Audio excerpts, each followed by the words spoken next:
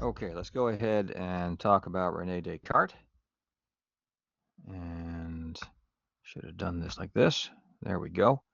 So Rene Descartes and Rene Descartes' revolution, a new philosophical foundation for a new technological epoch. So again, we have to understand these philosophers not merely as thinkers. Obviously, they devoted their lives to thinking and articulating the fundamental questions and answering those fundamental questions with great rigor and as much clarity as they could muster. We have to also think about these philosophers as, I'll just put it in a way that's provocative, men of action, because they were all trying to do something. Okay? When we go back to Socrates, um, Plato, and Aristotle, these were individuals who were attempting to revolutionize ancient Greek society. Now, they wouldn't have used the word ancient.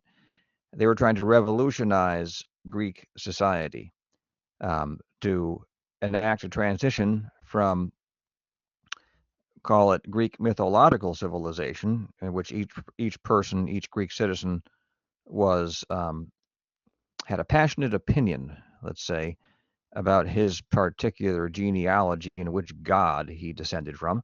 This is something that we talk about regularly. To a philosophical civilization, in which that sort of thing would be regarded as silly, and they would devote themselves to the study of nature and the study of moral phenomena, that is, the good life and the good society. Okay?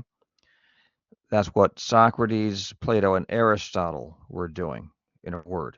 Okay? I can't parse that more closely right now because we have other fish to fry. So when you turn to um, when you turn to the Epicureans and the Stoics, unfortunately that lecture didn't record, but you have the document at least. When you turn to the Epicureans and the Stoics, as well as the skeptics, I'm not teaching them in this particular section, this particular version of Introduction to Philosophy. I could teach them in a subsequent semester, and I encourage you to read them. And we take into account the Neoplatonists, right? These are your Hellenistic schools, and they eventually become Roman schools of philosophy. And they, as it were not attempting to um, to revolutionize the society in which these philosophers were active. If anything, they encouraged, so to speak, a kind of quietism or a kind of dropping out and pursuing happiness in the form of a certain uh, peace and calm, in the case of the Epicureans, the Stoics, and the Skeptics, or in the case of a kind of sober intoxication by communing with the mystical reality of the one, in the case of the Neoplatonists. So those persons are not what I would call men of action, right? Socrates, Plato, and Aristotle were. St. Thomas Aquinas was, in fact, you might call him a man of action. Okay? That's kind of a strange thing to say about a fellow who wrote 20,000 words a day. But, he had a vision for revolutionizing education within Catholic civilization and for resolving certain disputes once and for all, of establishing a definitive scientific methodology for philosophy and for theology, for working out the unity of knowledge, right? On the principle that the truth is one. We now see that when St. Thomas Aquinas said that the truth is one, we now understand that he actually had a whole doctrine of transcendentals behind that statement. Isn't that remarkable? He didn't just put that out there as a slogan, right? That was is, as it were, an expression of his metaphysics. Truth is one. And yeah, he was very definitely trying to accomplish something with respect to his surrounding society. And he wasn't trying to revolutionize it because, for a fellow to be a Catholic Christian is sort of by definition to be conservative. You're trying to conserve the tradition. nonetheless, within that tradition, right, he was definitely trying to affect something within the history of the formation of the person, the formation of the Christian individual, in and through his participation in the educational system set up by the powers of that society. And the educational system at that time, very few people got an education at that time, but the educational system was obviously managed by the church and continued to be managed by the church in many European countries in South America until very recently, until the 19th century, for example, and sometimes into the 20th century. All right. And then we turn to, now we're leaping over a number of figures. I'll give you a little thumbnail sketch of 5 or 6 different philosophers we're skipping over because we can't do everything. And we're moving to Descartes. And I'm going to suggest that Descartes is another man of action. He's trying to revolutionize European civilization. And now it's a little bit of a controversial thesis, but it's not that controversial because there are people who agree with me on this. Descartes was trying to, in effect, overthrow Catholic Europe in favor of what he would have thought of as a more dynamic, progressive, forward-looking, scientific and technological epoch, which later, not at his time, but later would be taken up and called Enlightenment, and which eventually leads to, through the vagaries of history and the various convoluted and complex paths that human beings and societies and states and certain very powerful figures and great figures follow as they collide with one another and react to one another and determine the course of events, would lead to what we call the Industrial Revolution, right? Okay. And the Industrial Revolution, in a way, I have to qualify this as a kind of grandchild or great-great-grandchild of René Descartes, great-grandchild of René Descartes and his way of thinking. And the way we think about technology today, ever expanding our technological mastery of nature, right? Ever becoming, ever amplifying our power over nature. It's a very, very Cartesian way of thinking about things. Okay, so that by way of introductory remarks. Here's the man we're talking about. There's a wonderful portrait of him, showing him in the guise of Dr. Faustus, you know, that figure, quasi-mythological figure from the 16th, who was dramatized at least in the 16th century and later was taken up by Wolfgang Goethe, right? The great German, now today basically is agreed the greatest German poet historically. And Faustus was a scientist, but also an occultist, somebody who studied the magical arts, right? Okay, there's a sort of kind of how to put this. There's some suggestion, right, that Descartes may have also put a little bit of attention into the magical arts, but there isn't really much there, to be perfectly frank. You know, he was basically a mathematician, a philosopher, and a scientist. All right, so here's some major figures we should at least mention, so you can consider them before we talk about Descartes' own philosophy. So the first figure whom you should be made aware of is Duns Scotus, and he made a number of contributions, also to theology, but his two of his most oft cited and well-known contributions to philosophy were his concept, first of all, of the univocity of being, right? He believed that when you predicate being of God and of creatures, it has to have exactly the same sense. Now, we saw an argument against that, namely that in order to ascribe being, say, to a creature, you would have to differentiate one species of creature from another. You have to do that with a difference, a specific difference which you add to the genus, but differences have to come from outside the genus. There are no differences that come out from outside the genus of being. Right, so the procedure becomes impossible, which leads us to the analogy of being. So in any event, Scotus tries to upset that argument, and he tries to defend the univocity of being. Okay, so second, he introduces a modal proof of God's existence. It can be communicated in 2 steps. A necessary being is possible, right? We can conceive of one. Therefore, this necessary being exists. We call him God. Done. Okay, 2 steps. So you can consider whether or not that's convincing, but it's rather important to consider what has happened here methodologically. Remember, St. Thomas Aquinas, he maintained that all knowledge begins with sense perception. Well, obviously Scotus doesn't agree, right? Because he begins with the conception of a necessary being. This is a move into what we call the a priori. You can go back to those slides and hit Control S for F, Control F for find, and just type in a priori, A space priori, and I'll give you a definition there. Okay, basically the a priori has to do with what you can determine in the realm of pure thought alone, without taking account of evidence drawn from sense perception. So there's a move in that direction with Duns Scotus, so that's pretty important. So number 2, the second figure I'll introduce you to is named William of Ockham, and you can see he overlaps with Scotus for a bit, but he was just a young man when Scotus passed away. And so Ockham introduces a few different ideas and currents that remain with us to this very day, I have to say.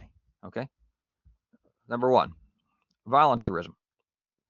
So he begins with the premise that God is omnipotent, right? That means God has a will that is infinitely powerful.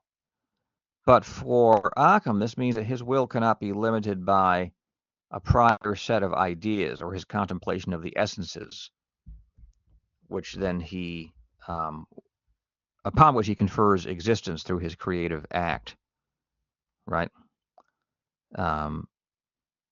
There is no prior store of essences, some of which would impose themselves upon God as standards that would obligate his will to create those essences as opposed to others. Okay? It's not clear entirely, but you can venture to say that in St. Thomas Aquinas, the Thomist God is one who made the world as perfectly as it can possibly be made. If you follow what I'm saying.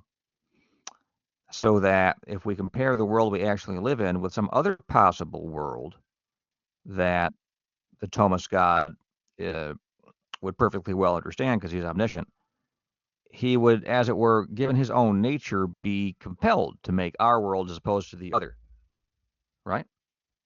Because he has to do what's best, because he's perfectly good.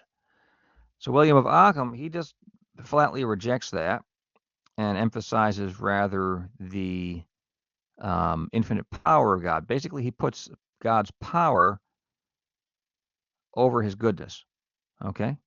In the order of divine attributes, power comes first, and the goodness subsequent to power. Okay, not so for St. Thomas Aquinas. All right, so second thing that William of Ockham introduces is a methodological principle, a rather important one, and one which basically everyone adheres to one way or another. And this is the principle of Occam's razor, okay? The idea here is that if you have 2 competing theories for explaining a phenomenon, for example, the motion of the planets, right? The simpler of the 2 is always to be preferred.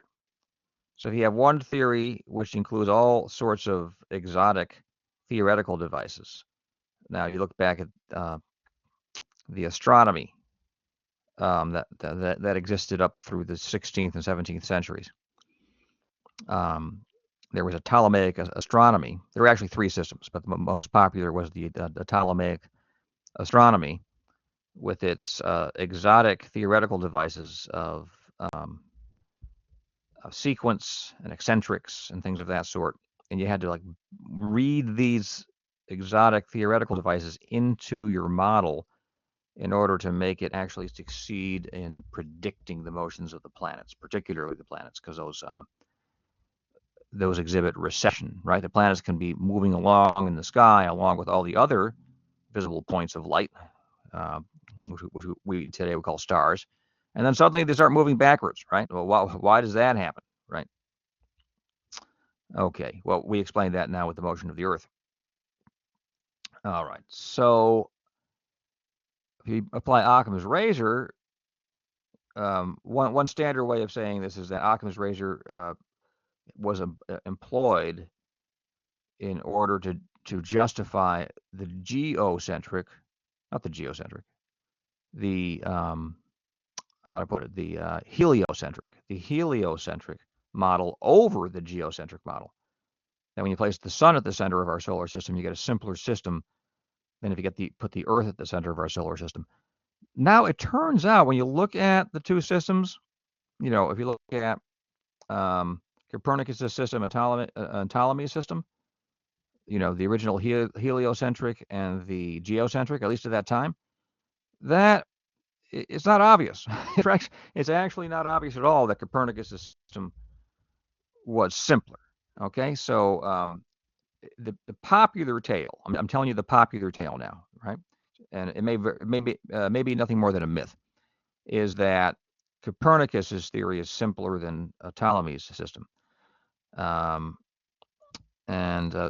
say something about Copernicus here because he's another big figure who would be in Descartes' mind. And at that time, no one distinguished between philosophy and science at that time. Those were the same thing. Okay.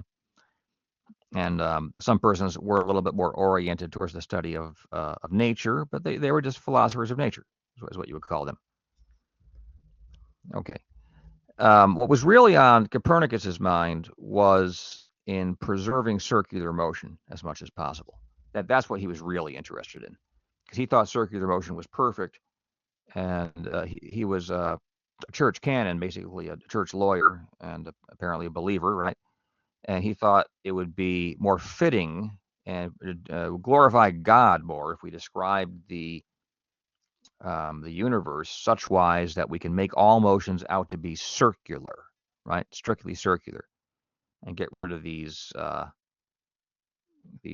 recessive motions on the part of the planets and things of that sort. That seems to be what was on his mind, which is a theological consideration, by the way. So this idea that philosophy and what we today call science, that these are somehow opposed in some kind of absolute way, in the way that strict negation produces contradiction, like God exists or God does not exist. It's one of the two, right?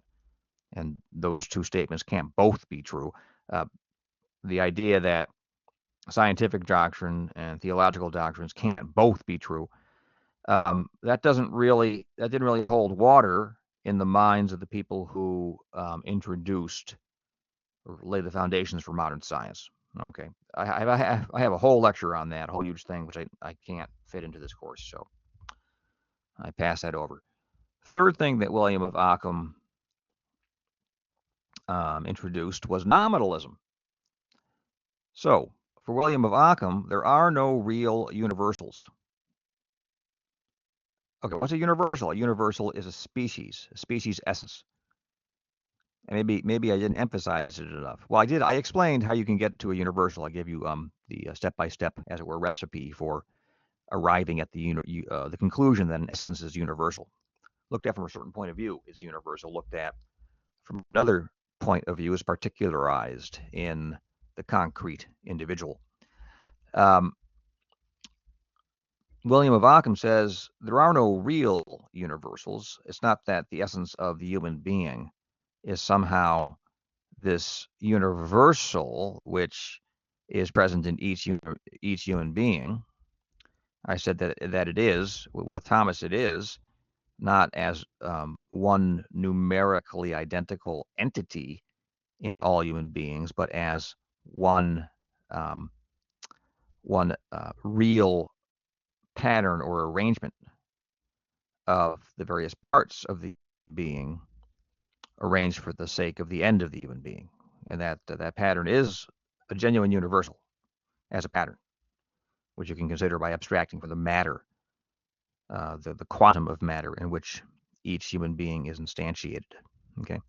Anyway, so William of Ockham, he just rejects all that with a kind of wave of sovereign contempt, and he maintains that all there are particular things, okay, and then names. The name is what's universal, because the name is what we apply to those particular things. So you see multiple horses. There's no one horse nature. There's this horse, right, Nellie, and there's this second horse, Streak, okay? And then we have a name, horse, and we apply that name to those two horses. No common nature. All right, so when biologists, experts in equine nature, produce a textbook about horses, they're kind of producing a series of generalizations on the basis of their studies of individual horses, and no wise are they teaching us about horse nature, because there is no such thing. Okay? Likewise in psychology departments, they're studying particular human beings, and they can produce their generalizations, but they'll never arrive at genuinely universal laws of human nature, because there is no such thing as human nature, right? From William of Ockham's point of view. All right. Individual human beings are similar to one another, and horses are similar to one another, but there is no species form or species essence, which is one and the same pattern, as it were, that is realized as distributed across all the members of each respective species. Okay. So in nominalism, that once he introduces it, it becomes a popular idea, and it's popular even today. Okay. You might even say that William of Ockham is very significantly responsible for the modern period. Ideas have consequences, folks. Once you adopt one set of ideas, that tends to push human history in one particular direction. If you adopt another set of ideas, it gets pushed in a different direction. And this plays itself out at the civilizational level, within local cultures, within nations, and more local communities, right? And at the level of the individual. So the philosophy you adopt, folks, and a theology, if you adopt a theology, that's going to have the most profound imaginable shaping influence on the rest of your life. I marvel at our species. I talk to persons, and sometimes it seems, even though we're all rational animals, it can seem like we belong to completely different species. That is, some persons they have a certain sort of moral formation, and other persons, they seem to have basically the contradictory moral formation, and the two are totally incompatible with one another, and so they go to war with one another, right? Now we know that everyone who looks human and possesses reason and speaks is human, right? Let's grant that. But it's remarkable how far people can get from one another in thinking about what is true and good and beautiful. So the final thing that William of Ockham introduces is divine command theory. So again, let's go back to point one, this notion of voluntarism and God's omnipotence.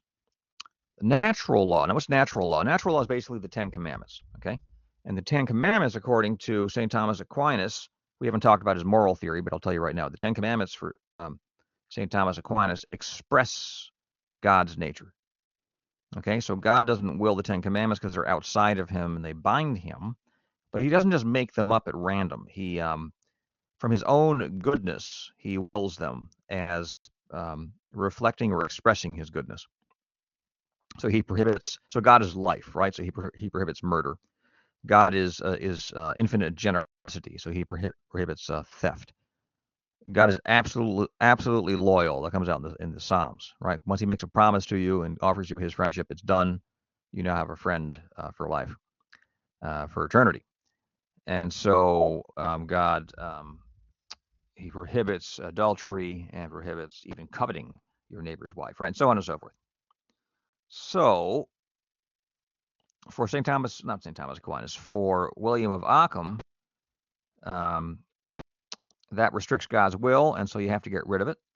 And so basically the laws of morality for William of Ockham are just an arbitrary posit of God's will. He could have equally willed that we murder one another. Okay. So William of Ockham doesn't explain how that square. He claims he's still a Christian, right? He doesn't explain how that squares with the thesis that God is love, which is not a dispensable proposition for a Christian, any kind of Christian, because right there in Scripture. That's 2 John 4:8. All right. So Nicholas of Cusa.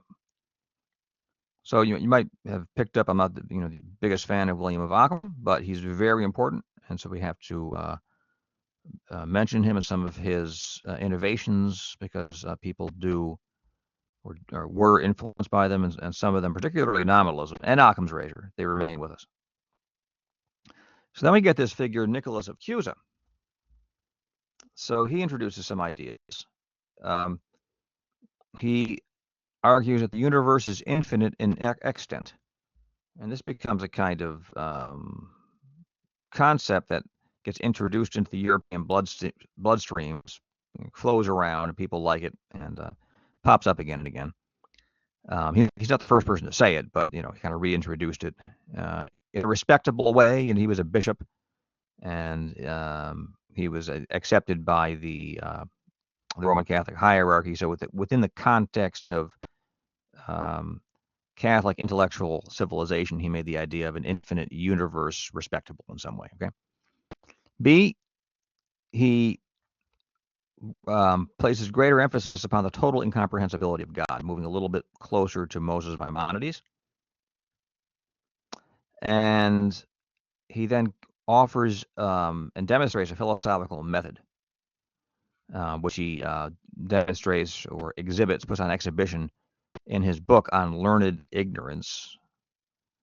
And in this book, the method involves cultivating a series of paradoxes meant to demonstrate that God is incomprehensible.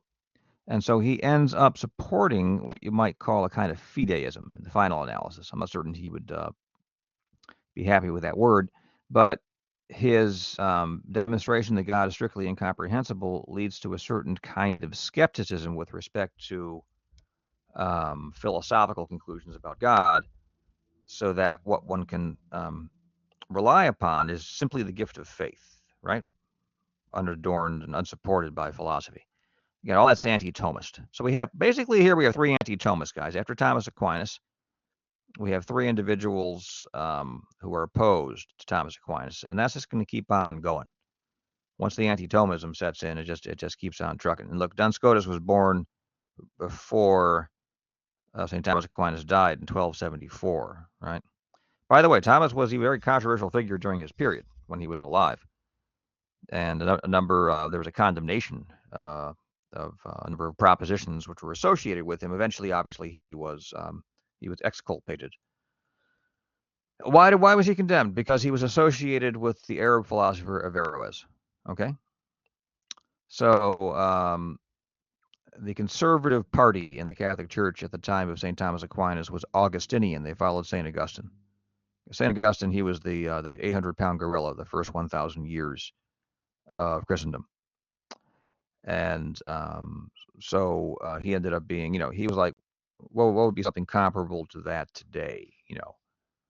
I don't know, like Darwin or something like that. You just kind of, in order to count as a respectable intellectual nowadays, you have to be a Darwinian, right? So in order to be counted as a respectable university professor in the 13th century, you had to be Augustinian. And then Aquinas, he innovated, brought in Aristotle, okay? Now, the thing is, Averroes, the Muslim philosopher, was an Aristotelian. So people began thinking that this Aquinas fellow was Islamizing, right, Christian civilization. So that was the problem there. Eventually, he wasn't doing that, but that you could smear him in that way, and it stuck for a bit, and then it washed off later. Okay, so some more figures for you. Marsilius Ficino, 15th century figure from 1433 to 1499. And he developed or studied non-Christian ancient theology. He brought back the magical doctrines of Hermes Trismegistus. That means thrice great. Okay, Hermes thrice great. And he introduced this is my formulation here, Neoplatonism. He brought Neoplatonism back.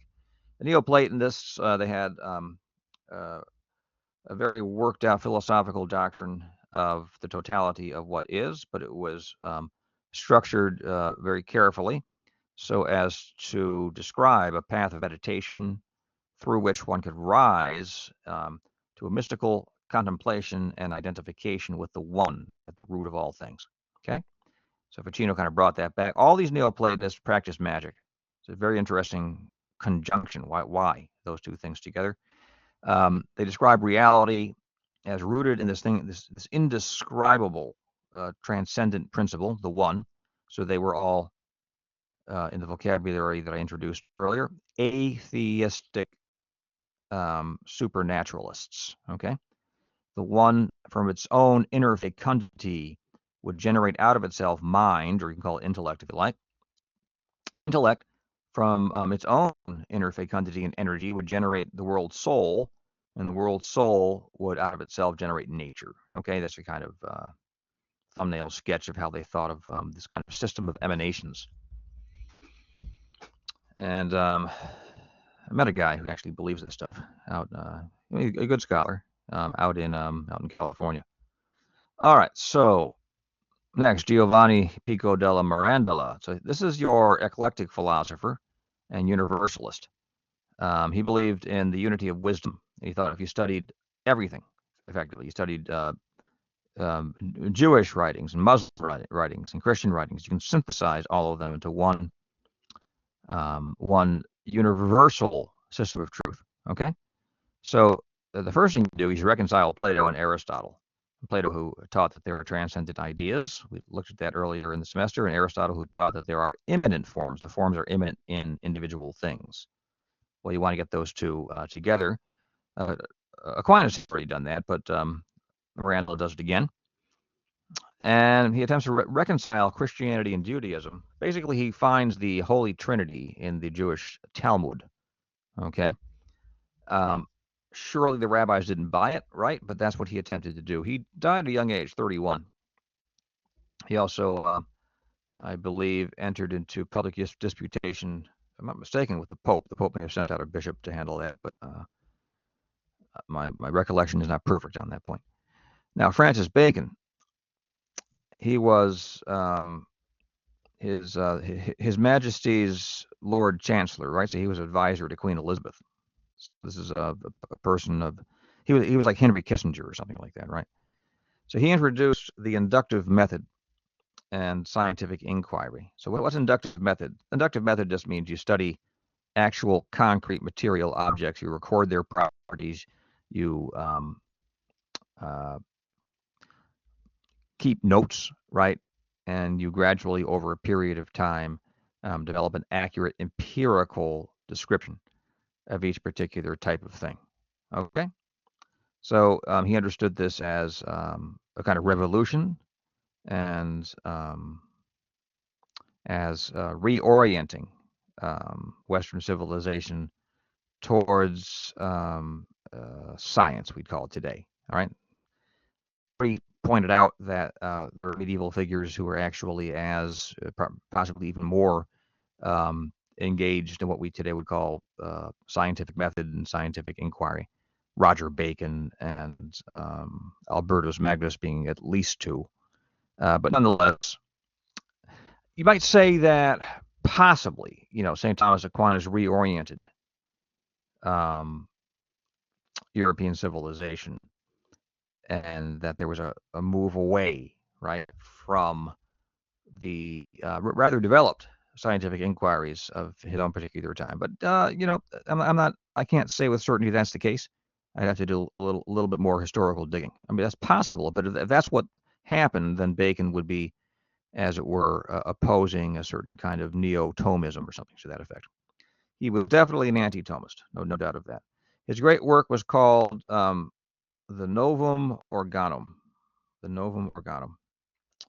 He also composed work of fiction called The New Atlantis, which I recommend you read. Basically, he describes, because by this point, guys, right, 1561 here, by this point, the New World had been discovered for 69 years. That happened in 1492. And, Bacon was quite aware of this, obviously, right? And one of the things that persons like Bacon would think about, and an associate of his, like a contemporary of his named John Dee, who was possibly the greatest scientist of his period, but also an occultist. One of the things they would think about is establishing a British, or at least English, and Protestant empire across the ocean in the Americas, right? Dee was the person who really considered that, but obviously it was on Bacon's mind. See, Dee was the first, but it was on Bacon's mind because he wrote The New Atlantis. And there was this myth. We're all familiar with the myth of Atlantis, the old continent, the continent that got wrecked. And the idea, it entered everybody's head really at that time that when the Americas were discovered, that's it. That's either Atlantis itself or the vestige of Atlantis. And so Bacon wrote a story about the New Atlantis. And at the center of that story, he places the dream of a technological utopia. All right. He introduces this phrase: we need to elevate the estate of man through a progressive science and technology. So he and Descartes sympathize with this. All right, so we should also consider the so-called scientific revolution. So a lot of, sort of historical notes here, but I think these are extremely important. You have to have an understanding of how Western civilization and eventually world civilization unfolded, and then be able to fit the actual philosophical arguments that we study with some care, right? And understand their historical efficacy. Okay, we want to evaluate them for their truth, right? Or at least evaluate the conclusion for whether it's true or not in light of the premises of the argument. And that's the strict philosophy, and that's what I'm really interested in. But we also need to understand the, some of this the historical potency of philosophy, right? Because it's an historical endeavor project, and so that's what we're doing now. So let's look at the scientific revolution. So this is a nice phrase. It's sort of an invention of later historians who look back on this history and give it one name. Now, here's what I write. It was actually a highly complicated phenomenon with multiple interacting parts, overlaps, contradictions, fits and starts, and consequences. So there's nothing quite unified here. There's a bunch of different figures making partial contributions, even colliding with one another and contradicting one another and changing their minds later sometimes. But when you add it all together, sooner or later it gets us to Sir Isaac Newton. That's what it's really about, right? Sooner or later it gets us to Sir Isaac Newton, his publication of Principia Mathematica, and the explanation of all motion in light of mere three laws. That was the great triumph of what we today call modern science, and the world hasn't been the same since. Okay, so there's a basic distinction between, number one, those who took themselves to be attempting to discover nature's imitation of divine perfection. So I already said that's true of Copernicus. It was true of Kepler. Okay, when you look at Kepler's, you all studied Kepler with his ellipses, right? And his equal time in equal area law. Okay. Kepler also had a cosmology. He was a heliocentrist, but his heliocentrism was based on theology. He thought that, well, the sun obviously symbolizes God the Father, right? And the emanation from the sun, the light emanating from the sun, is obviously God the Son. It's an analog of God the Son. And the outer reach, for him, the universe was not infinite. For the outer reach of the universe, the perimeter, that's the Holy Spirit receiving the light of the sun, right? Okay, so it's funny. Yeah, in the minds of these fellows, if you had approached any of these guys and said, science and philosophy are opposed to one another, they would have thought you were insane. Okay, and that goes on. I mean, Faraday, Michael Faraday, huge scientist of the 19th century. Maxwell, huge scientist of the 19th century, both devout Christians. So yeah, that opposition doesn't really hold water.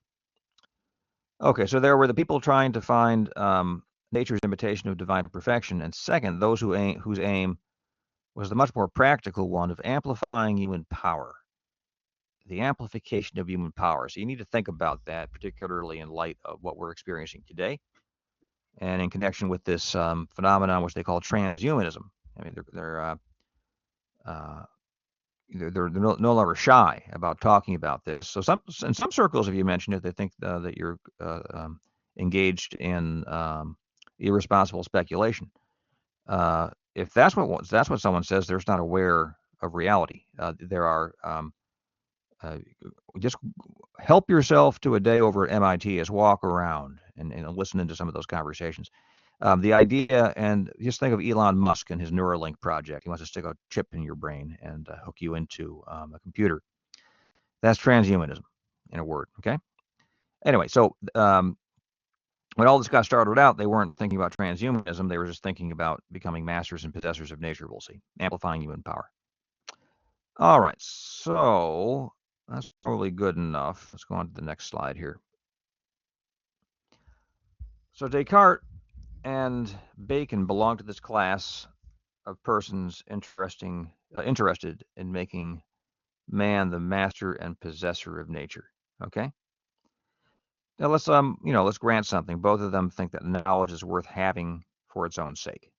At least they seem to believe that that's the case. But at the same time, like neck and neck with this idea of becoming wise is the idea that we can then apply our wisdom. You know, think of philosophy now as applied wisdom for the purpose of amplifying our power over nature. Now, this raises a very serious question about how we're to conceive of our entire civilizational project, right?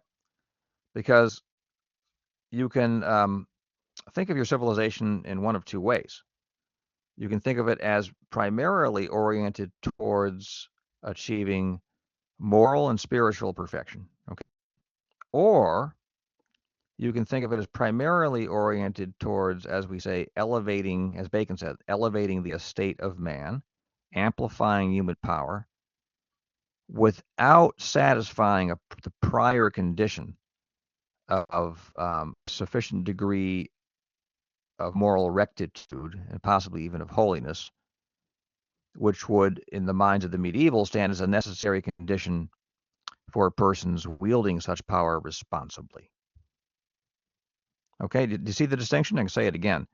On the one hand, there's the civilization which places moral virtue and holiness first.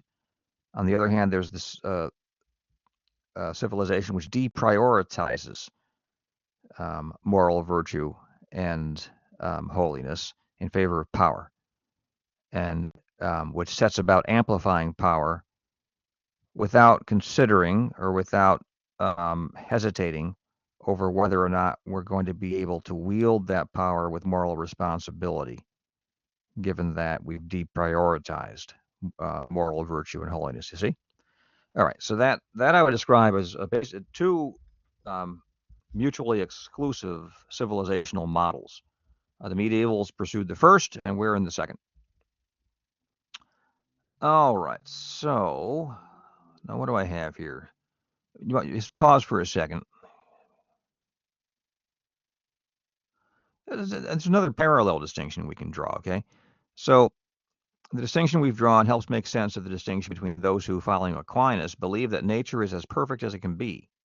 That's another interesting thought.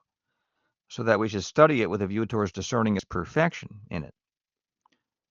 And those who, following Occam, now Occam is a very important figure for bringing about that civilization within which Bacon and Descartes become principal thinkers, leaders, intellectual leaders, right?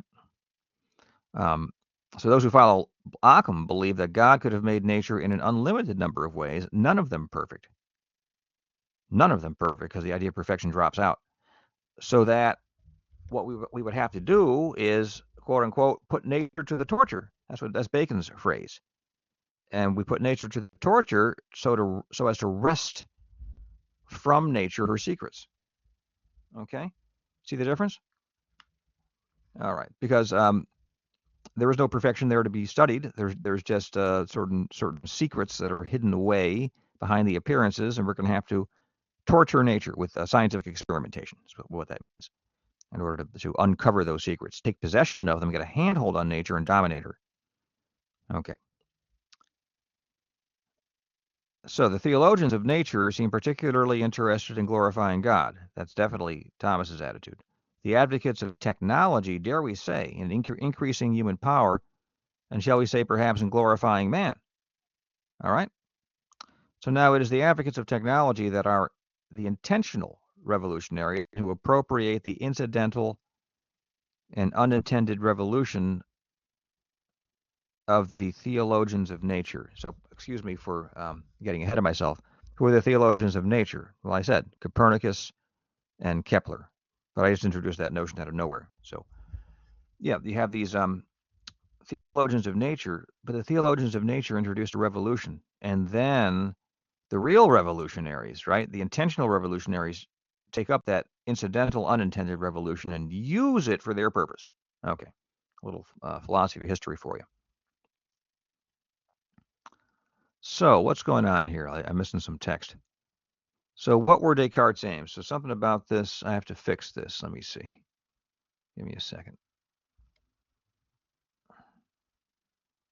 I'm not certain I can get this done. Let me see here. Excuse me one moment.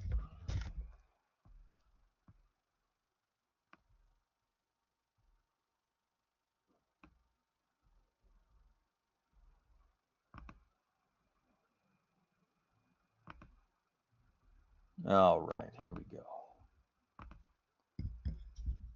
Hopefully that works. Yeah, now it's all in there. So in his Discourse on Method, part 6, so René Descartes himself wrote that instead of this speculative philosophy, which is taught in the Jesuit schools, we might find out a practical one by which knowing the force and workings of fire, water, air, of the stars, of the heavens, and of all other bodies which environ us, distinctly, we know these things distinctly, as we know the several trades of our handicrafts, we might in the same manner employ them to all uses to which they are fit, and so become, here it is, masters and possessors of nature, right? Now, let's go a little bit deeper here. In the letter of dedication to his meditations, which you've read, part of what you've read, he writes that his aim is to inquire how and by what way, without going out of ourselves, God may be more easily and certainly known than the things of this world, and with respect to soul, to refute the arguments of those who have concluded, with respect to the soul, to refute the arguments of those who have concluded either that its nature could not be easily discovered, or that it perished with the body. So it looks like he's basically, right in line with René Descartes there, right? So he wants to defend God and the immortality of the soul. But there's a tension here, right? For if God is undoubtedly, think about this for a second, because he talked about making us masters and possessors of nature, his words. If God is undoubtedly the master and possessor of nature, right, and man merely exercises authority over nature through a divine grant originating with Adam, then how can man himself become master and possessor of nature? We already have that divine grant, right? So either man is already these two things through the divine grant, in which case he need not become those two things because he's already those two things. You guys follow? Or he is to become those two things in senses distinct from any sense connected to the divine grant. Now, Descartes was no mean thinker, right? So presumably he means the latter. We're to become masters and possessors in some way over and above the divine grant. Okay? So he's aiming at something new. But then it would seem that he means that if there is already a present master and possessor of nature, and every theologian of his period and prior, and most since, would say that's God, then what follows from that is that man is to supplant him. Okay? All right. So I mean, if you take Descartes at his words, I'm not the only person to read him this way. If you take Descartes at his words, what he is suggesting is that we wage a war against God for the purpose of taking possession of the visible cosmos that we can then dominate through technological means. So effectively we can get what we want. All right. I mean, it has a rather raw sound to it, doesn't it? Here we go. So here's a curious and perhaps telling passage. In the Principles of Philosophy, Descartes wrote that we ought to prefer the divine authority to our perception, but that apart from things revealed, we ought to assent to nothing that we do not clearly apprehend. Now, in French, it says we ought to prefer the divine authority to our reasonings. That's not the same thing as perception. It has to do with concepts. All right. So, but that apart from things revealed, so the revealed truths of the faith, we ought to assent to nothing that we do not clearly apprehend. Okay, so there are these revealed truths of the faith which you receive, which are taught from a young age, and you are to assent to those. But outside of those is the domain of philosophy, and with respect to those, you ought not to assent or affirm them until you have a clear apprehension of their truth. So this notion you've already seen, the notion of clarity is very important for Descartes. All right, so here we go. Above all, we must impress on our memory, these are still Descartes' words. Above all, we must impress on our memory the infallible rule that what God has revealed is incomparably more certain than anything else. Okay, and that we ought to submit our belief to the divine authority rather than to our own judgment. Okay, even although perhaps the light of reason should, with the greatest clearness and evidence, appear to suggest to us something contrary to what is revealed. Okay, so apparently Descartes believed that his reason, with the greatest possible clearness and evidence, suggested something to him, or basically would lead him to affirm something in contradiction of sacred theology. Okay? Now, you take that sort of confession in his part right there, and you join that to the logical implication that I arrived at in the previous slide, that he's launching a kind of campaign against God for the sake of taking possession of the universe, and a certain picture is emerging here, right? Okay, let's see here. By the way, Bacon also at one point refers to the mysteries of the faith as harsh and out of tune. That's the new organic. So I think we're looking at, the first two great modern revolutionaries who wished to effectively put Christian civilization in the past and move forward into something, into a humanistic project, let's say, a humanistic, scientific, technological, civilizational project. Modernity, we call it today, okay? All right, so Descartes, now all the stuff I just said, this it wasn't like the people who read his writings. It's not as if his contemporaries were dumb. I mean, they could work out what I just worked out. And he got into a little bit of trouble, okay? So in 1623, he was charged with being a Rosicrucian. Now, what in the world's a Rosicrucian? A Rosicrucian was supposedly a secret society, though no one knew any actual Rosicrucians, apparently. But it was a secret society dedicated to the, look at this, the amplification of human power through scientific research and the study of the occult. They were sort of like precursors to, actually they're the precursors to the Freemasons. And the Freemasons, the Rosicrucians, they really get their impetus from John Dee. Okay, that's where they get their impetus. There's a good book on John Dee. There's a lot of good books on John Dee. But there's a good book. Let's see, what's the name of the darn thing? It's not coming to mind, but the author is Jason Louv, L-O-U-V. He's quite a smart fella, lucid writer, a lot of interesting information in there. So little evidence for his connection to the so-called Rosicrucians is that in 1649, Descartes entrusted his private papers to Cornelius van Hugeland, a Dutchman who was reputed to be a Rosicrucian. Okay. In May of 1643, the Council of Utrecht threatened him with expulsion and the public burning of his books. All right. Then his books were placed on the index of prohibited books by the Vatican in 1663. Louis XIV renewed a ban on teaching his philosophy in 1684. Okay. And then finally, Cartesians were forbidden from being members of the Académie des Sciences. My French is no good. Okay, so there was a kind of concurrence of opinion amongst authorities, at least, concerning, let's call it, the subversive nature of Descartes' writings. So keep in mind that these authorities consider themselves, I mean, why would they do this? Are they being, dictators and fascists? That's the go-to opinion that we would produce today, right? But put yourself back in the historical context. These authorities consider themselves as responsible to God for the protection of his human creatures. These are persons of faith. They believe that faith was a divine gift to be defended with vigor, and that public heretics were knowingly and provocatively and brazenly, shamelessly leading many souls to perdition. So either you believe those things or you don't, right? They did. That's the point. That's the point.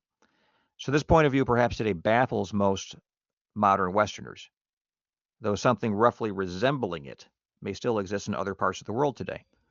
I mean, how do they behave in Pakistan, for example? Is it let 1,000 flowers bloom over there, right? Or is it, if you come out with some kind of strong statement against Islam, are you going to get in some serious trouble? Latter, right? Okay, forget about Saudi Arabia. They're off the map. Okay, so some considerations. In a curious passage, Descartes refers to persons who think of themselves. Okay, so let's make the transition into the meditations here. So pardon me.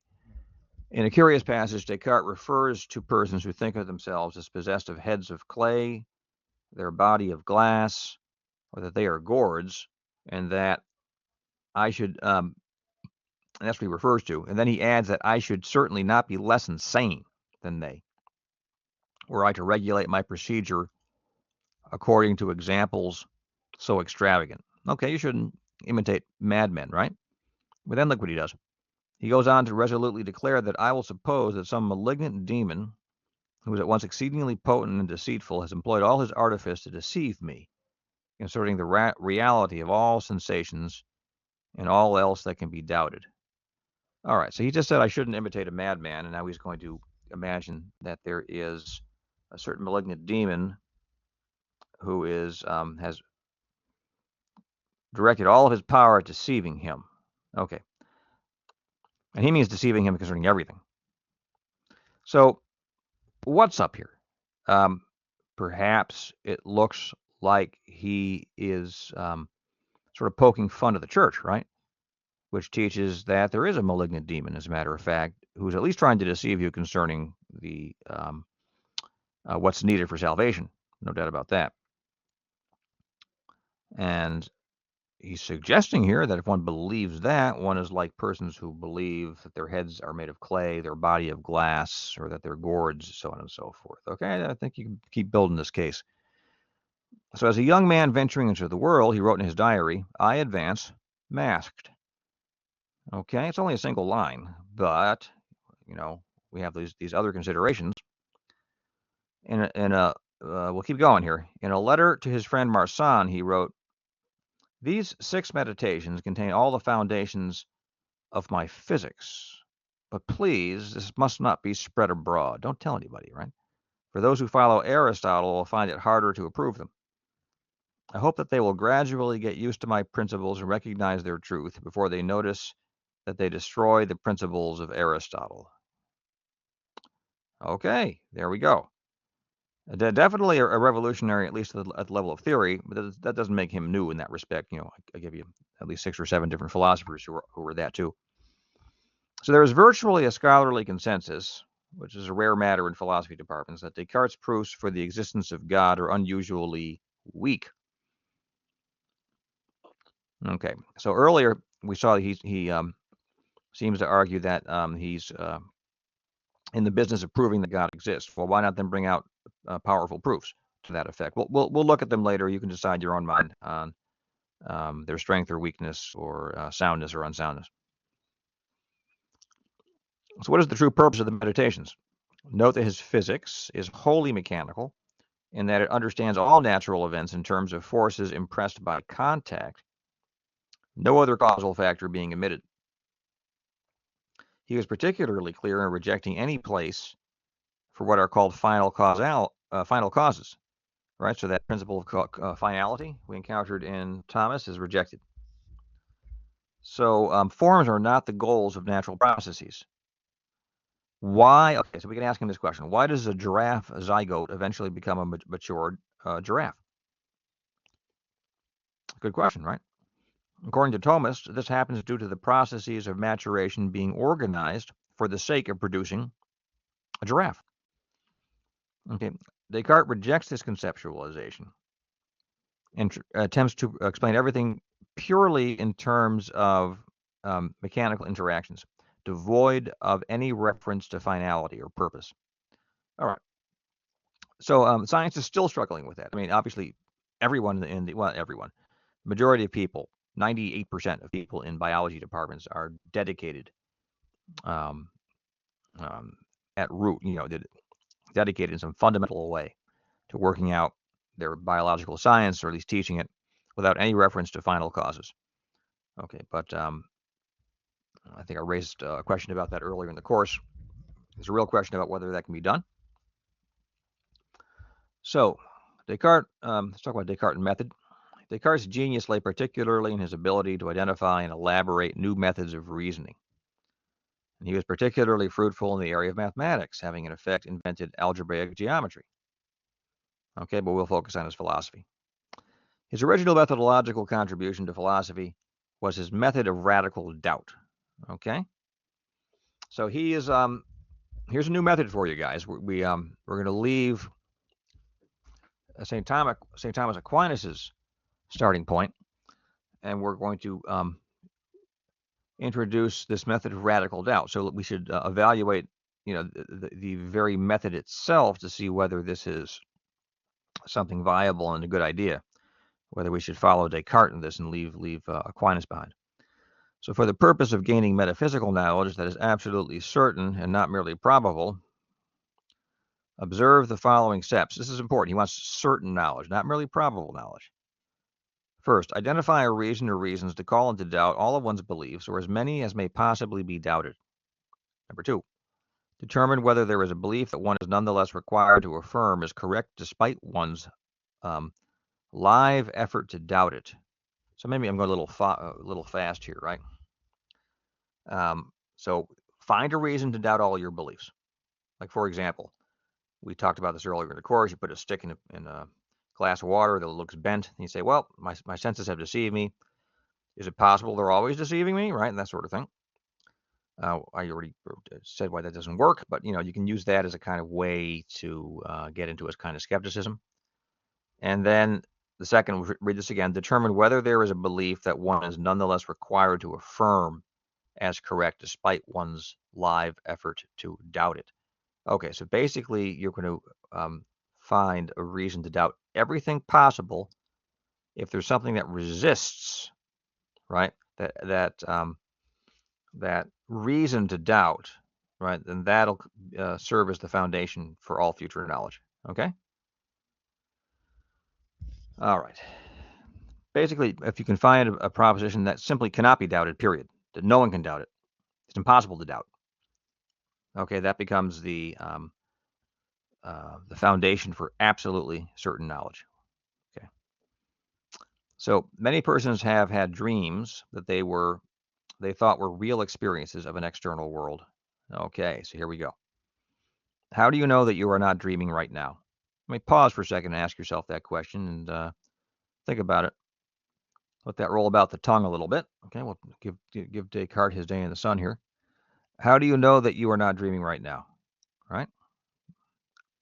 The possibility that one is dreaming is a reason, right? The possibility the bare possibility that one is dreaming is a reason to call into doubt the reality of the external world. So Descartes is the first philosopher in history to make a problem of the reality of the external world. And after he did that, my goodness, everyone made a problem of the reality of the external world.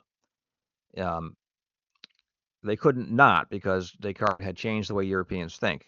And you get realists and quasi-Thomist realists after Descartes, but they had to face this problem of the reality of the external world after Descartes.